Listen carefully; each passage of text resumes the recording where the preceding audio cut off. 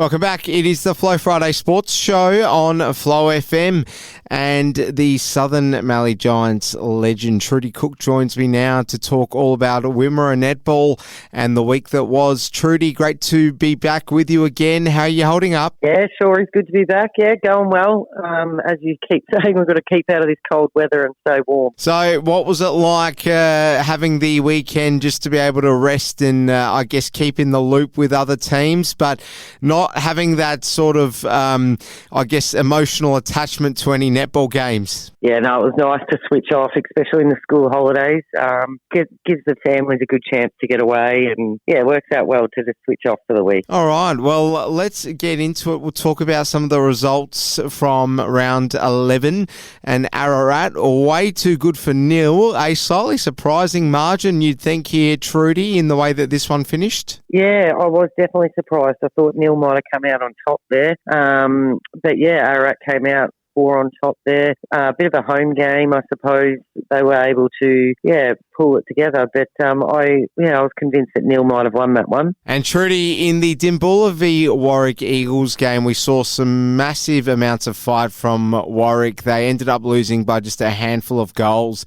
But you've really got to credit their fight and their spirit, because we've been talking about their struggles all season long. But here they were, really giving Dimboola a run for their money. Yeah, absolutely. And look, I've always said Warwick often don't walk off the court with the 4 points, but they never go down without a fight, and they definitely showed that with Dimboola. With a small margin of only 4 goals, that would have been a really good game, I'd say, and a good hit out, and probably a bit of a shock for Dimboola to have to work that hard. All right, now Minyip Murtoa in their game against Stawell, that's a game from round 11 that you really would have been keeping your eye across, because of course you've got Minyip Murtoa this weekend. So 2 sides that can certainly turn it on. Let us know how this one went, Trudi. Yeah, look, at Stawell obviously were a bit too strong in the end, winning by 7 goals, but you can tell 46 to 53 is a reasonably high scoring game for netball, so they obviously worked the ball quite well down the courts, and both attacking ends were doing their jobs, holding their centres. So it's definitely something to be mindful of with the girls taking on Minyip Murtoa this weekend. But no surprise that Stawell did just sneak the win there. What other key takeaways do you think, just going off that score, I suppose, knowing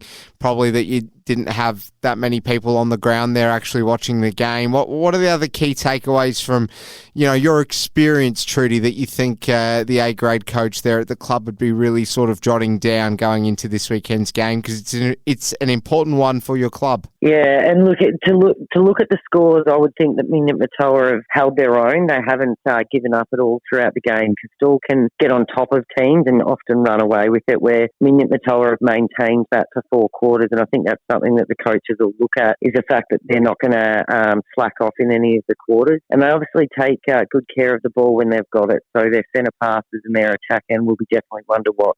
All right, well, let's just pause that for now, and we'll take a look at the ladder, Trudi. So where do things stand right now? Have there been any big movers or shakers over the last weekend? No, look, surprisingly, the Nil and Ararat game didn't shift the ladder there. I thought Ararat might have pushed above Nil there, but they're still Nil at 4 points clear of Ararat there. You've got Saints sitting on top. Horsham Saints are undefeated. And then your next Demons, Stawell, Dimboola, and Nil will have a close hit out throughout the finals. And I don't think there's really standouts there. I think those next 4 will definitely come finals, guaranteed any wins, and will have to work hard for all their games. So, look, the ladder's shaping up as I suppose predicted. Saints are just proving way too strong, especially beating Demons by 7 goals on the weekend. So when there's a divide like that between your first and your second, it's going to be a good final series, but definitely not one to relax through. All aboard the Horsham Saints train, it sounds like. Well, Trudi, let's take a look at the fixtures this weekend. We'll obviously start with your side. They host Minyip Murtoa at home.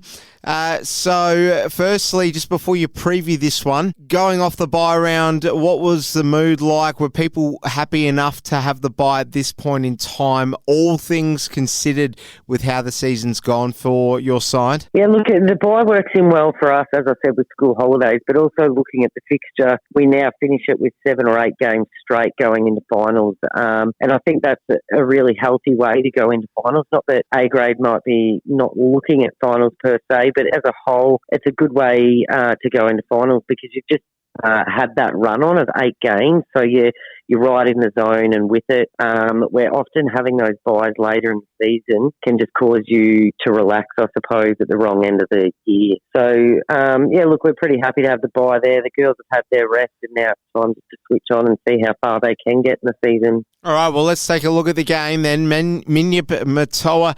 So tell us, how do you think this one's going to go, looking at it, in the most objective way possible here, Trudi? Yeah, we've got a player coming back to help us out this week in Abby White, which will be very handy defensively, but also down the attack end as well if they end up putting her into shooter.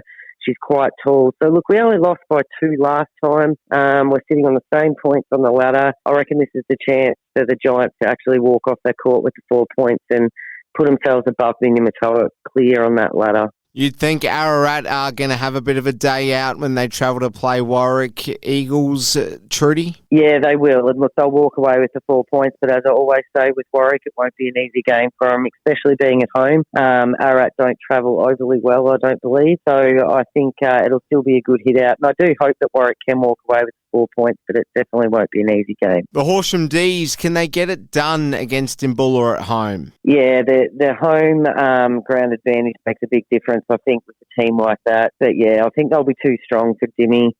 Dimboola have got a good team there, but they just having that 4 strong quarters, I think, is what will let them down there. The Demons, you can't afford to relax for 5 seconds in a quarter. You've just really got to maintain that concentration and intensity throughout it, and I just don't reckon Dimboola will have that. Horsham Saints, they tackle Stall, and this will be the game of the round, no doubt about that, Trudi. Yeah, definitely. Look, Saints will come out on top. They're proving way too strong for most other clubs, but Stall, they will put up a good fight, but at once I said about Dimboola as well, it's just about maintaining it for that 4 quarters, and sometimes that can be what lets Stall down as well. Neil, with the bye, and, they probably won't be happy to have the bye, having lost last weekend.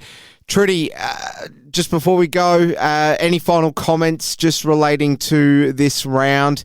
And I believe as well that there's a event on at the club rooms at the end of the games once they've concluded on Saturday afternoon. Yeah, sure is. Look, we've got the goods and services auction this weekend, which is a huge fundraiser for our club. So it's been running now, I think, for about 2 weeks on an online platform. Most people are getting their bids in, and I know now it's getting closer to that closing date that people are starting to bid more frequently. So get on board and make sure that you support our club. It's all over Facebook as to how to access it. So hopefully we can raise some good money and find some good purchases. That is Trudi Cook, the 300 gamer and the Giants legend, bringing us the latest news, views and opinions from inside the club. Trudi, really appreciate your insights. Good luck on the weekend and thank you for your time. Good on you, Alice. You too.